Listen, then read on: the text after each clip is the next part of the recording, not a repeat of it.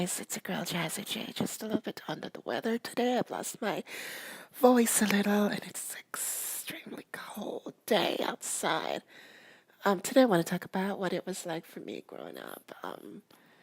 You know, nowadays you see like so much, transgendered people all everywhere.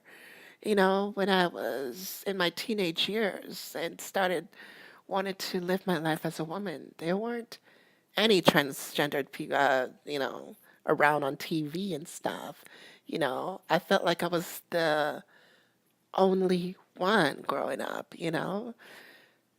It's now it's just you see so many transgendered people, and it's good, but I feel sometimes it's becomes like a fetish in a way for a lot of straight guys who don't want to be with like other men. And I don't want to be anyone's fetish. I'm a person, like me for me, love me for me, but don't like me or love me because, you have a fetish thing.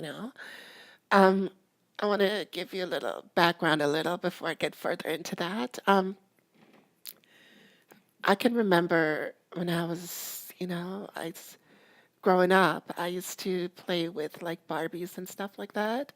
When we would play doctor, I always wanted to be the woman. I used to make clothes for my Barbie. I used to do Barbie's hair and stuff. I was never interested too much with like my parents would buy me like, guys' toys and stuff. And I didn't mind playing with them, but that wasn't for me. And the only time I ever had a chance to like play with Barbie and stuff was when I was staying with my grandmother, and I had Barbies and stuff, and she would see me with them. She didn't say anything about it. I guess she thought that I would grow out of it, and it was like a phase or something. I knew there was something different about me. I guess from the time I understood things, you know that I was different. I didn't know what I was. I knew that I was, when I got older, I knew that I was not gay. Gay wasn't something that I was interested in being. I knew that being gay was, everybody thought, oh, you're gay, but you're gay again. And I just knew that that wasn't what I was. I knew there was something else. I just didn't know what. I would be into makeup and stuff when I got older. And when I turned 14, I I just lived my life as a woman. And, you know, um, it was hard, it was hard because, I would start before I started fully living as a woman, I started around 13, 14 years old wearing makeup and stuff. I used to go to school wearing makeup, and the teachers were just, like not having it. I remember I was sent to the principal's office a lot, like because I would be very androgynous, like I'd be wearing makeup and coloring my hair, sometimes straightening my hair. And I can remember the principal would say, before you go to class, come to my office, you know, because they didn't approve of, me being myself. And I remember sometimes they would say, go home and change. And, because I would come in like, girlies kind of clothes, and, so they would say, go home. So I had to go back home and change. And, my foster mother would be like, why are you here? I sent you to school. And I'm like, well, the teacher told me to go home and change, come home and change. And no matter how much they would, tell me to go to the bathroom and wash my face or go home and change my clothes, I never stop being me. Never stop being me. You know, I I would still, no matter how many times they would tell me, go wash your face, no makeup on, I would be like, you know what? That's not going to stop me from being me. And when I was 15, I decided, you know what? I wanted to fully live my life as a woman. And I remember the first time I came to school, like, fully wanted to be a woman, and the kids were just like, they would call me all kinds of names. They would call me, you know, before that, they would call me like Boy George wannabe, and then when I wanted to fully be a woman, they would be like, oh, little RuPaul wannabe, and stuff like that. And they were just so harsh, you know.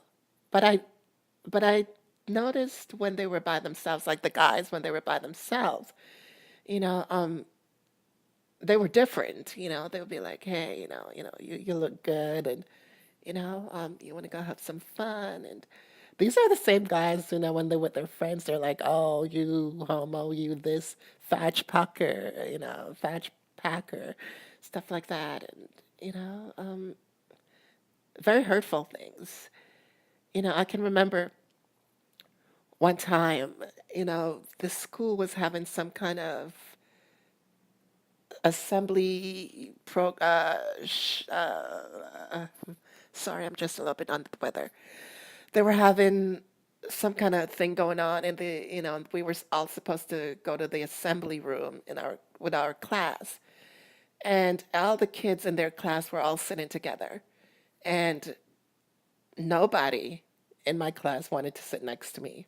So there, I was sitting on a bench all by myself while all the other kids were sitting together with their class down in the assembly room, and I felt so alone. Like, none of the kids wanted to sit next to me. So I got up and, I just went upstairs, sit by the locker, and there was this really nice guy who, you know, was like, "What's wrong?" And, he went to the bathroom, came out, and he had like his pants was all wet, and I was like laughing, because he wanted to make me laugh. So he got into the bathroom and wet his pants to make it look like he peed himself. And so we started talking and stuff. And one day he came to school and someone wrote fag lover all over his locker. And I felt so bad. I felt, oh my God, it's my fault. Now someone wrote fag lover all over his locker.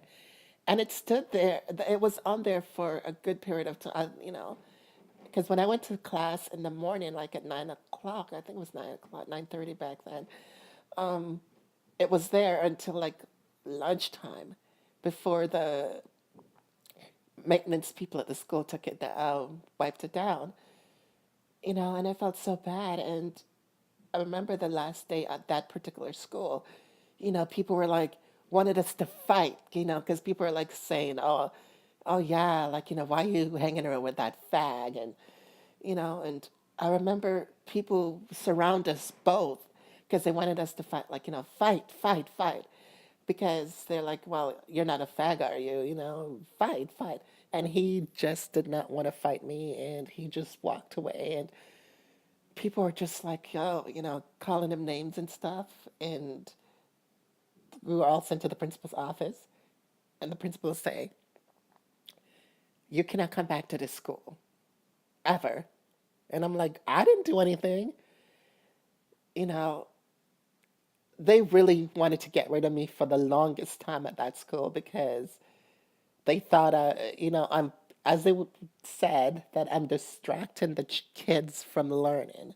How is being myself distracting the, people from learning and getting their education? I'm just being myself, you know? So I'm like, okay, fine, I know y'all wanted to get rid of me. That's okay. I'll just go somewhere else. So, you know, um, along all this process, there was no one who was trans, on TV. It's not like today where you have so many transgendered people on TV and, magazines with transgendered people and Kris Jenner, Kathleen Jenner, sorry. Um, all now it's so it was way much harder because and where I was, there was no one around that was like me, and I felt so alone because, I didn't see people around that was like me. And, I remember I went to a different school and, I thought, okay, now I'm in a different school, it would be easier. And I met this guy in my school and, we would hang out and, gotten to know each other. And this girl one day came to him and said, "Oh, do you know that's a man?" And he came to me and he's like, "I heard someone said that, I knew exactly who told him because this girl, I don't know what her problem was.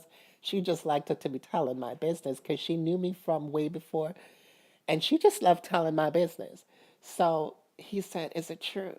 And I'm like, I didn't answer him. And he walked away, and we never spoke at that moment again. Like, at school, we never ever talked to each other. And it wasn't until years later that I saw him walking down the street, and he's like, "Oh, it's you." I'm like, "Yeah." And he's like, and he's apologizing for what happened back then, and he's like, "I always thought you were pretty," and and I had the biggest crush on him, and he was telling me, I had a crush on you and stuff like that. I just couldn't be with you because being in that school, and if, yeah, it was, and when I left that school, things just got harder. I remember Children's Aid would be like, trying to put me in groups that were for gay teens. And I felt like I belonged there because, they didn't look like me, they didn't want to be a woman, they were just gay teen boys, and they just did not know what to do with me. They did not know where to put me. Even when I was going through foster homes and stuff, they just did not know where to put me. And it's when I was 17, I decided I wanted to have the full change. And so I went to this place called the Clark Institute, which was like where all the trans people go, that wanted to, do sex change and stuff. And I could remember there was a doctor there that was like me. She was trans.